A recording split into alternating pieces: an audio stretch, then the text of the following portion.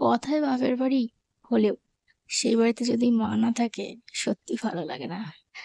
এই প্রথমবার বাড়িতে এসে মাকে ভীষণ ভীষণ মিস করছি, কারণ মা বাড়িতে নেই। তো ভীষণই মিস করছি মাকে। গুড মর্নিং এভরিওয়ান, সবাই কেমন আছো? আই হোপ সবাই ভালো আছে। নতুন আরো একটি ব্লগে তোমাদের অনেক অনেক ওয়েলকাম। তোমরা তো দেখে বুঝতেই পারছো আমি সকাল সকাল রেডি হয়েছি, মানে কোথাও নিশ্চয়ই যাব। তো যাব হচ্ছে বাপের বাড়ি।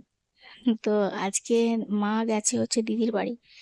তো আমি যাব, আসল কারণ হচ্ছে ভ্যাকসিনের জন্য, কিন্তু দুদিন আগে থেকে যাচ্ছি। তার কারণটা হচ্ছে মা দিদির বাড়ি গেছে আর বাপি ঘরে আছে, তো সেই জন্যই দুদিন আগে থেকে যাচ্ছি। তো বুধবারে ভ্যাকসিন, তো কিন্তু আজকে হচ্ছে রবিবার, তো সানডে আজকে রুদ্র ছুটি, তাই আজকে যাচ্ছি। তো রেডি হয়ে নিয়েছি, এই ড্রেসটা পরেছি, কেমন লাগবে কমেন্টে জানিও। এটাই কিন্তু অনলাইনে কিনেছিলাম, তোমাদেরকে বলেছিলাম অনলাইন থেকে একটি ড্রেস কিনেছি, তোমাদের সাথে শেয়ার করা হয়নি, তো পরে আজকে শেয়ার করলাম। আর ঋতুকে দেখো একটা নতুন ড্রেস পরে দিয়েছি, আর ঋতুর বাবার নতুন ড্রেস পরতে চাইছে না, তো ও সেই পুরাতন ড্রেস পরেই যাচ্ছে। তো আমরা সবাই এখন রেডি হয়ে গেছি। তারপরে দেখো এখানে চলে এসেছি, চলে এসে মেন কাজ হচ্ছে রান্না করতে বসে গিয়েছি। তো মানে রান্না বান্না করবো, তার জোগাড়টা করে রাখছি, কারণ একা করব। আর মা নেই, মা গেছে হচ্ছে দিদির বাড়ি, আমাদেরকে তো প্রথমেই বললাম। আর শাক ভাজা, মাংস, ভাত রান্না হবে, আর ঋতুর জন্য আলাদা করে কিছু করব। তো দেখো এখানে শাকগুলো কেটে নিয়েছি, প্রথমে আমি সমস্ত কিছু জোগাড় করে নিলাম। এখানে দেখো মাংসটাকে ভালো করে আদা রসুন দিয়ে মাখিয়ে নিয়েছি। তারপরে কিন্তু এখানে ভাতটাও বসিয়ে দিয়েছিলাম। ভাত অলরেডি হয়ে এসছে, আর শাকটা সেদ্ধ করে নিয়েছি ভাজবো বলে। তো প্রথমে ভেবেছিলাম ঋতুকে শাক ভাজা দিয়ে ভাত খাওয়াবো, কিন্তু ও শাক ভাজা দিয়ে ভাত খেতে ভালোবাসে, কিন্তু শাকটা না সেদ্ধ করার পরে এরকম একটা হয়ে গেছে, তোমার নরম টাইপের হয়নি। তো তাই জন্য ও এটা দিয়ে খেতেও পারবে না। তাই জন্য শাকটা লঙ্কা ফোড়ন দিয়ে, পেঁয়াজ ফোড়ন দিয়ে ভেজে নিয়েছি। তো ঝাল যেহেতু হয়ে গেছে, তো ওকে তো খাওয়াবোই না। আর তাছাড়া শাকটা কেমন হয়ে গেছিলো বলে আরও দিলাম না। তারপরে দেখো এখানে মাংসটা করছি। আর আজকে কিন্তু ঋতু আমার রান্না করার জন্য খুবই হেল্প করেছে। তার একটাই কারণ, ও কিন্তু আসা থেকে মানে ওই 11টা থেকে ঘুমোচ্ছে, মানে সরি 11টা না, 10:30 থেকে ও কিন্তু ঘুমোচ্ছে। ও ঘুমোচ্ছে বলে আমি রান্না বান্না জোগাড় করা, রান্না করাটা কমপ্লিট করে নিতে পেরেছি খুব সহজেই। ও যদি না ঘুমোতো খুবই প্রবলেম হতো। তো চলো প্রথমেই তোমাদের সাথে ঋতুর খাওয়াটা শেয়ার করি। দেখো এখানে একটা মাংসকে খুব ভালো করে ধুয়ে নিয়ে ছাড়িয়ে নিয়েছি। এটাকে আরো হাত দিয়ে চিপে ম্যাশ করে ওকে খাওয়াবো। কারণ ওর তো দাঁত হয়নি, ও এরকম ভাবে খেতেও পারবে না। আর আমাদের রান্না বান্না কমপ্লিট হয়ে গেছে, কড়াতে মাংসটা রেখেছি, খাওয়ার সময় একটু গরম করবো। আর এখানে দেখো ডাল আলু একটু সিটি মেরে নিয়েছি, আর হাঁড়ি থেকে ভাত তুলে নিয়েছি। তো এটাকে ভালো করে মানে ম্যাশ করে নিয়ে ওকে একটা করে মানে একটু করে মাংস দিয়ে মাখিয়ে মাখিয়ে খাইয়ে দেবো।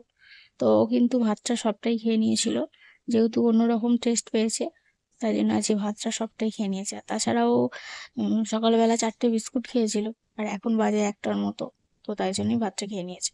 তারপর ওকে খাইয়ে দিয়েছি, চান করিয়ে দিয়েছি। আর এখানটা দেখো তারপরে আমরা খেতে বসে গেছি। তো সবার জন্য ভাত বেড়ে দিচ্ছি, রুদ্র, পাপি আর আমি তিনজনে মিলেই খাবো। তো এখানে ভাতটা এখন বেড়ে নেওয়া হচ্ছে। আর যেহেতু সন্ধ্যেবেলা পূর্ণিমা পড়ে যাবে, তাই জন্য মাংসটা একবেলাই করা হচ্ছে। আর এখানে দেখো আগের দিনের চাটনি আছে, তো মা এটা রেখে দিয়েছিল, তো এটা আমরা তিনজনে মিলে একটু একটু করে খেয়েছি ভাগ করে। আর এই যে শাক ভাজা। আর চিকেনের কালারটা কেমন হয়েছে কিন্তু অবশ্যই জানাবে। খাওয়া দাওয়া করার পরে চলে এসেছিলাম বাসন মাজতে, দেখো প্রচুর বাসন পড়েছে। তো এগুলোকে এখন মেজে নিচ্ছি। মেজে নেওয়ার পরে কিন্তু আমরা একটু ঘুমিয়েছিলাম। তারপরে কিন্তু বিকালবেলায় আবার চা খেয়েছিলাম, ওই 5:30টার দিকে আর কি। তো আর ঋতু তো খুবই ডিস্টার্ব করে, ঘুমোতে দেয় না কাউকে ভালো করে। আর এখন দেখো খাচ্ছে হচ্ছে মুড়ি। তো ফুলুলি শসা পেঁয়াজ দিয়ে মুড়ি খাওয়া হচ্ছে। আর যেহেতু আজকে সন্ধ্যেবেলায় পূর্ণিমা পড়ে গেছে, তাই জন্য বাপি শুধু ফুলুলি দিয়ে মুড়ি খাবে, শসা দিয়ে আর পেঁয়াজটা দিয়ে খায় না আর কি, কারণ মা বাপি দুজনেই পূর্ণিমা করে সেজন্য।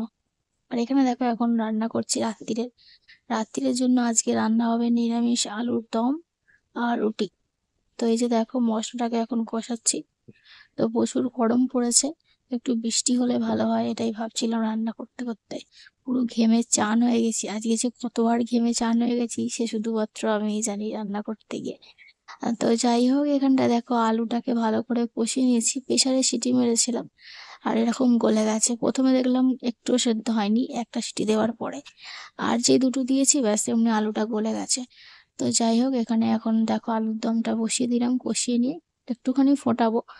ফুটিয়ে নিয়ে এই যে দেখো আলুর দম রেডি হয়ে গেছে। গরম মশলা দিয়ে দিয়েছি, এখন চাপা দিয়ে রেখে দেবো। আর খাওয়ার সময় না আরো ঝোলটা টেনে নিয়েছিল, একদম শুকনো শুকনো হয়ে গেছিল, খেতে কিন্তু খুবই সুন্দর লাগছিল। তো রাত্রে দেখো এখানে খাবার বাড়ছি, আলুর দম আর ডিম ভাজা হয়েছিল। তো ভাবি যেহেতু ডিম ভাজা খাবে না, তাই আমার আর রুদ্রর জন্য দুটো ডিম ভেজেছিলাম আর কি। তো এই আজকের ভিডিওটা এখানেই শেষ করে দিচ্ছি। কেমন লাগলো অবশ্যই কিন্তু কমেন্ট করে জানাবে। যদি ভালো লাগে, চ্যানেলে নতুন হয়ে থাকলে চ্যানেলটিকে সাবস্ক্রাইব করে পাশে থাকবে। আজকে ঋতুকে ভিডিওতে একটু কমই দেখালাম, কারণ যেহেতু খুবই গরম পড়েছে আর ঘামাচিও হয়ে গেছে, তাই জন্য ওকে জামা টামা পরাই না। তো এমনি রেখে দিই সবসময়, তাই ওকে আর তোমাদের সাথে শেয়ার করলাম না। তো ওকে দেখালে আবার কপিরাইট পড়ে যাবে ভিডিওতে, তো তাই জন্যই। তো যখন জামা পরে থাকবে তখন তোমাদের সাথে শেয়ার করব। তো চলো আজকের মতো টাটা, দেখা হবে কালকে। সবাই ভালো থেকো, গুড নাইট। আর আর কিছু বলার নেই।